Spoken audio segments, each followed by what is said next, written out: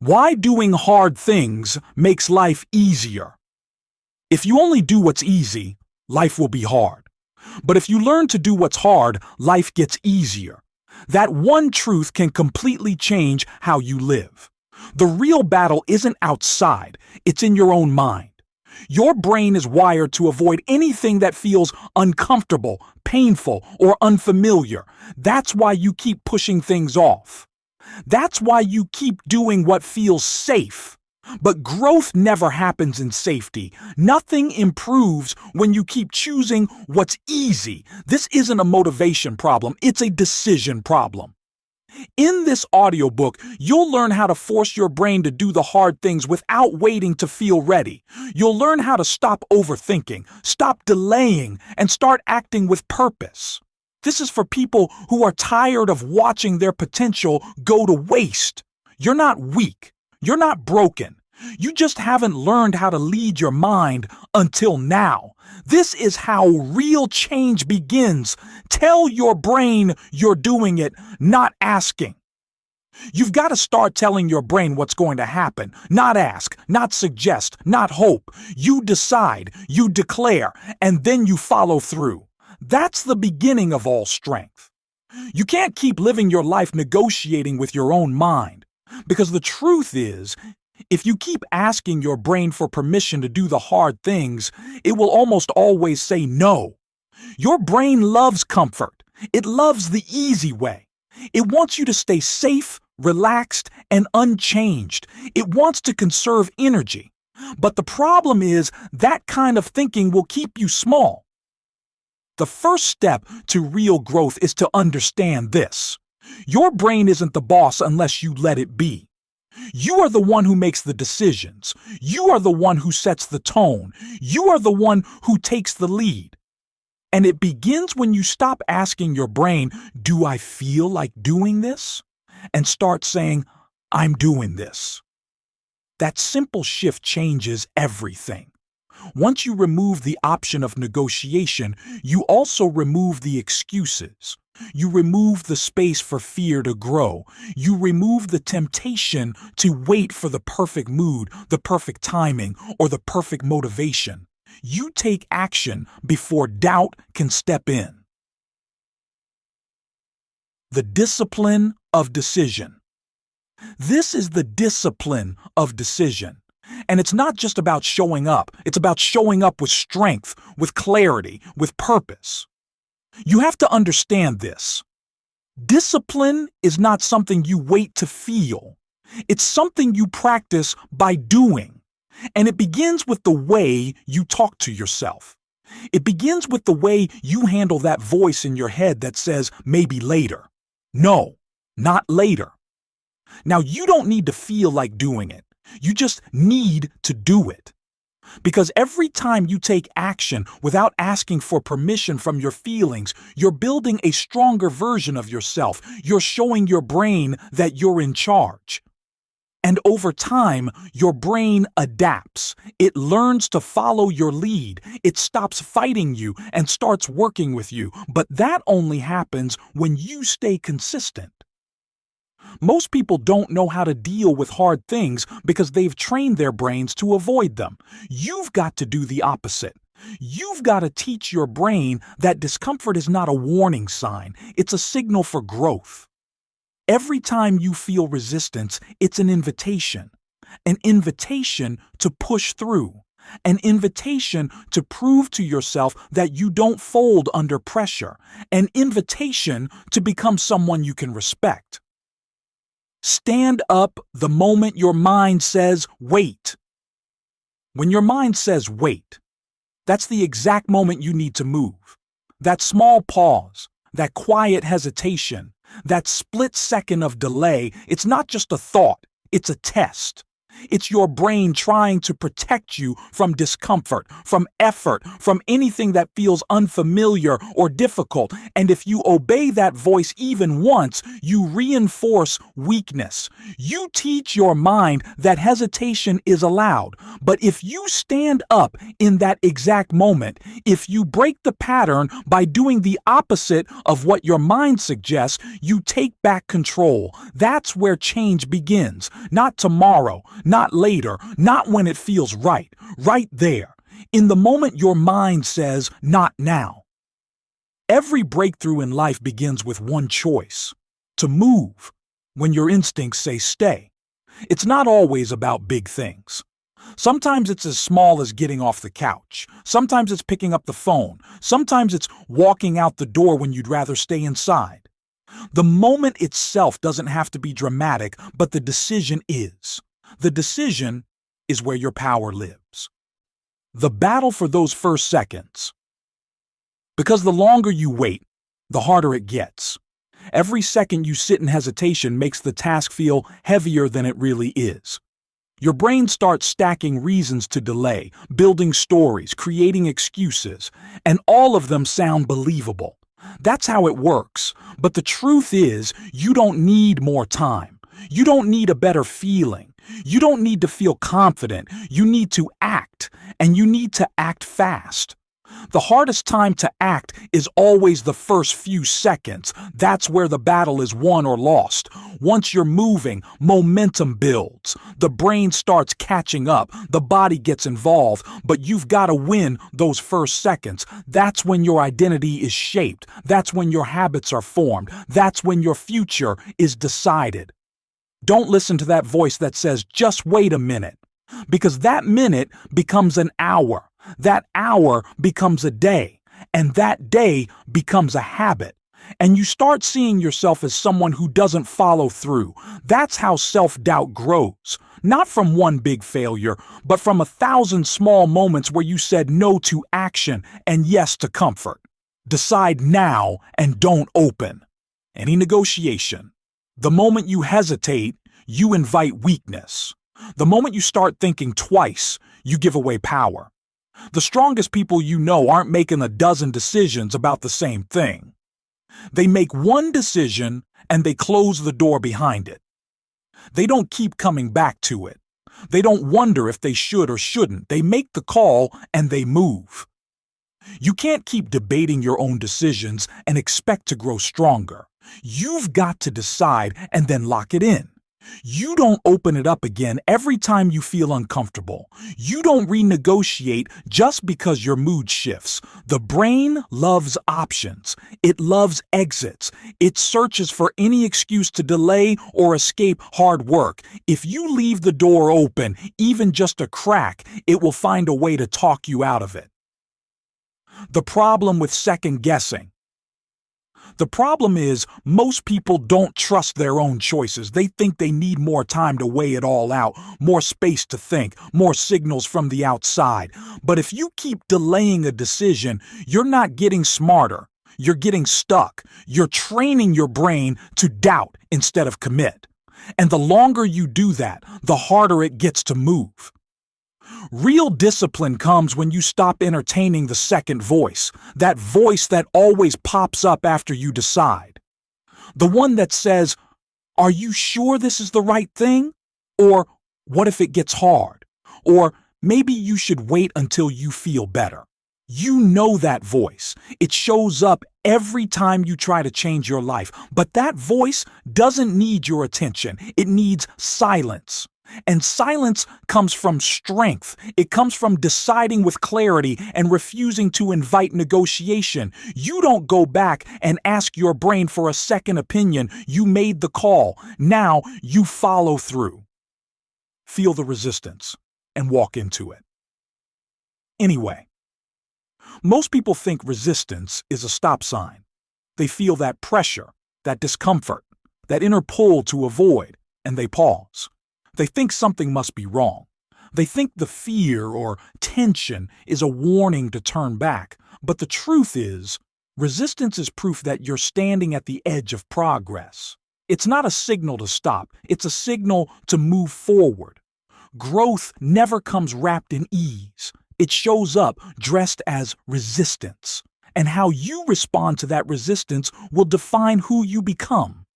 The resistance you feel isn't there to hurt you. It's there to test you. It's the gap between your current self and your potential. And the only way to close that gap is to move toward what you don't want to face.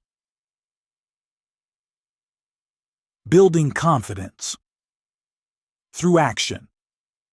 You don't build courage by waiting. You build it by doing the hard thing while the fear is still present. You take action with the weight still on your chest.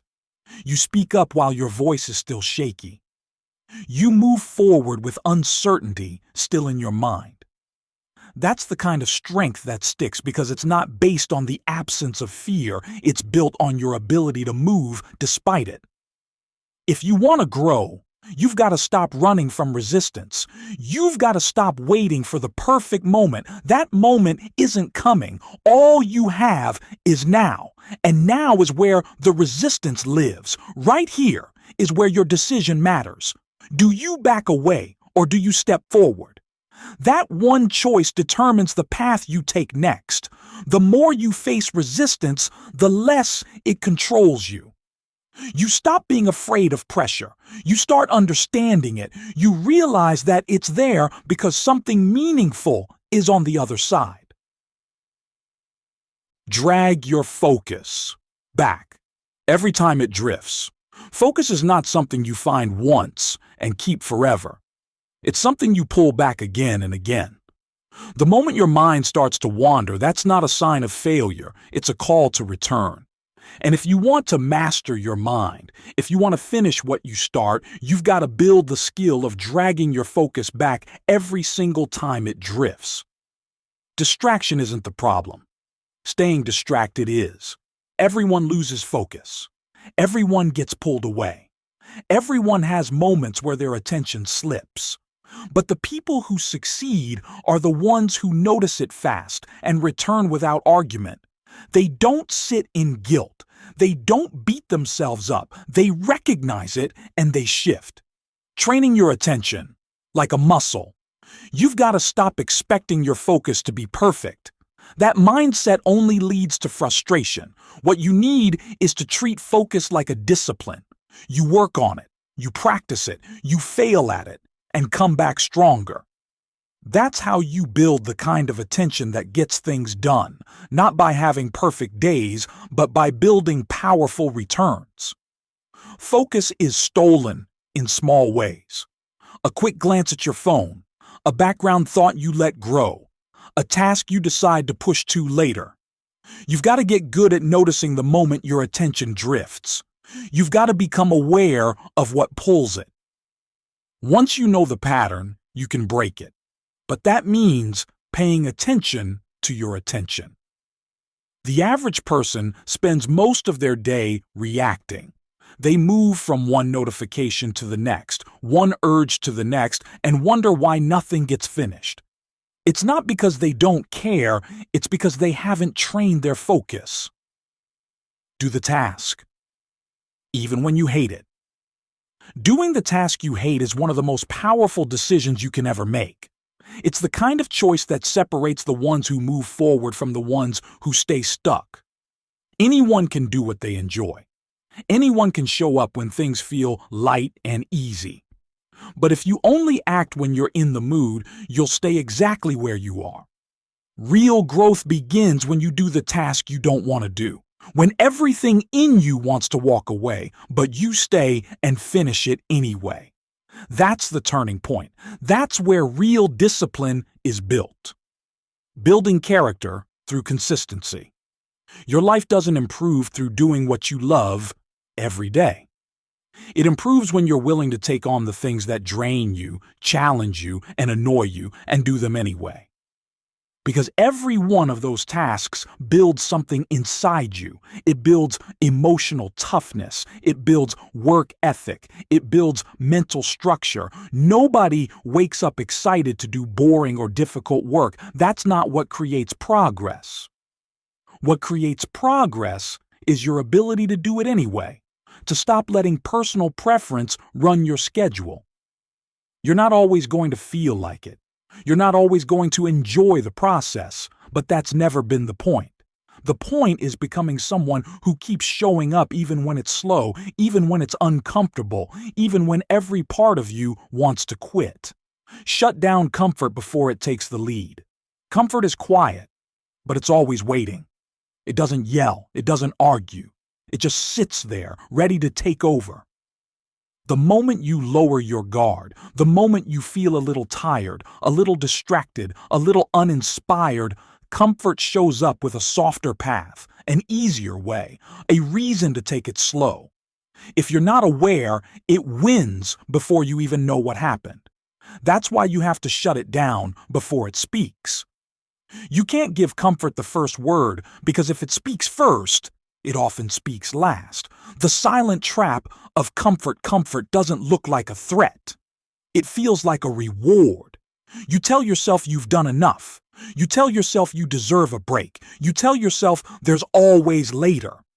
And maybe that's true sometimes, but if you keep giving comfort permission to lead, it will slowly pull you off track. One delay becomes two. One skipped session becomes a habit. One relaxed standard becomes your new normal. That's how people lose momentum, not in dramatic collapse, but in quiet surrender to comfort. If you want to move forward in life, you can't let comfort run your decisions. You need to see it for what it is. A silent trap that trades progress for ease, growth for rest. Catch yourself thinking soft and interrupt fast. You don't lose to failure. You don't fall behind because of one bad choice. You lose when you start thinking soft and never notice. You fall off track when weak thoughts enter your mind and you let them stay. Thoughts that tell you to take it easy. Thoughts that sound nice, but slowly make you smaller. If you want to grow, you have to develop the awareness to catch those thoughts the moment they show up. And you can't just catch them. You have to interrupt them fast before they take root. Recognizing soft thinking. Soft thinking is sneaky. It doesn't shout. It whispers. It says things like, "You've done enough today," or "You don't need to push that hard," or "No one's watching anyway." At first it sounds reasonable. That's why it's dangerous, because soft thoughts don't feel wrong. They feel comfortable. They feel like self-care. But in reality, they're shortcuts. They're lies dressed as kindness. One soft thought might not seem like much, but if you let it stay, it becomes the default. You start repeating it. You start believing it, and your actions begin to match. You skip the extra rep. You stop early. You turn a challenge into an excuse. And before you know it, your goals feel further away, not because of a big event, but because you didn't stop that first soft thought. Act like quitting is not even an option. Quitting becomes an option the moment you let it enter your mind.